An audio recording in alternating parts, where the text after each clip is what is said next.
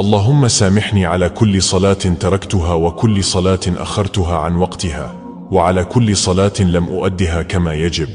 اللهم اجعلني من الذين يحافظون على صلاتهم في مواعيدها ولا تجعلني من الغافلين عنها ولا من الذين يتكاسلون في أداء فريضتها. اللهم ثبتني على الصلاة واجعلها قرة عيني في الدنيا والآخرة واجعلها نورا لقلبي وهداية لروحي. اللهم ارزقني قلبا مخلصا لا يتكاسل عن أداء الصلاة ولا يؤخرها أبدا مهما كانت الظروف، واجعلني من الذين إذا سمعوا الأذان أسرعوا إلى المساجد وإذا وصلوا إلى الصلاة تجدهم في أتم خشوع وتضرع. يا أرحم الراحمين، اجعلني من أهل الصلاة الذين يجدون فيها السكينة والطمأنينة، واغفر لي ما مضى من تقصير في حق صلاتي. ولكل من قال آمين وشارك هذا الدعاء اجعل له من كل هم فرجا. اللهم سامحني على كل صلاة تركتها وكل صلاة أخرتها عن وقتها وعلى كل صلاة لم أؤدها كما يجب. اللهم اجعلني من الذين يحافظون على صلاتهم في مواعيدها ولا تجعلني من الغافلين عنها ولا من الذين يتكاسلون في أداء فريضتها. اللهم ثبتني على الصلاة واجعلها قرة عيني في الدنيا والآخرة واجعلها نورا لقلبي وهداية لروحي.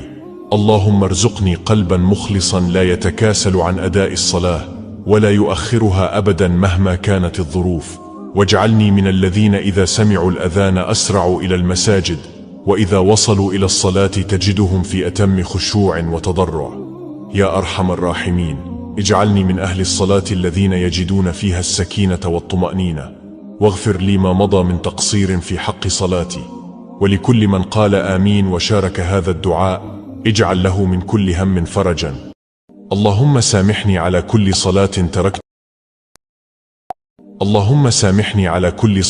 تركتها وكل صلاة أخرتها عن وقتها وعلى كل صلاة لم أؤدها كما يجب. اللهم اجعلني من الذين يحافظون على صلاتهم في مواعيدها ولا تجعلني من الغافلين عنها ولا من الذين يتكاسلون في أداء فريضتها.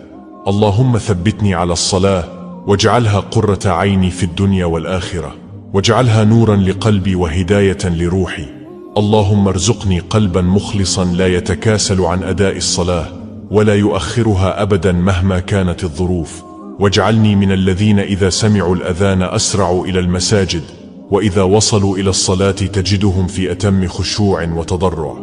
يا أرحم الراحمين، اجعلني من أهل الصلاة الذين يجدون فيها السكينة والطمأنينة، واغفر لي ما مضى من تقصير في حق صلاتي. ولكل من قال آمين وشارك هذا الدعاء اجعل له من كل هم فرجا.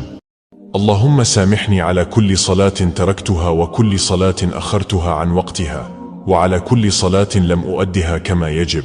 اللهم اجعلني من الذين يحافظون على صلاتهم في مواعيدها ولا تجعلني من الغافلين عنها ولا من الذين يتكاسلون في أداء فريضتها. اللهم ثبتني على الصلاة واجعلها قرة عيني في الدنيا والآخرة واجعلها نورا لقلبي وهداية لروحي. اللهم ارزقني قلبا مخلصا لا يتكاسل عن أداء الصلاة ولا يؤخرها أبدا مهما كانت الظروف، واجعلني من الذين إذا سمعوا الأذان أسرعوا إلى المساجد وإذا وصلوا إلى الصلاة تجدهم في أتم خشوع وتضرع. يا أرحم الراحمين، اجعلني من أهل الصلاة الذين يجدون فيها السكينة والطمأنينة، واغفر لي ما مضى من تقصير في حق صلاتي. ولكل من قال آمين وشارك هذا الدعاء اجعل له من كل هم فرجا. اللهم سامحني على كل صلاة تركتها وكل صلاة أخرتها عن وقتها وعلى كل صلاة لم أؤدها كما يجب. اللهم اجعلني من الذين يحافظون على صلاتهم في مواعيدها ولا تجعلني من الغافلين عنها ولا من الذين يتكاسلون في أداء فريضتها.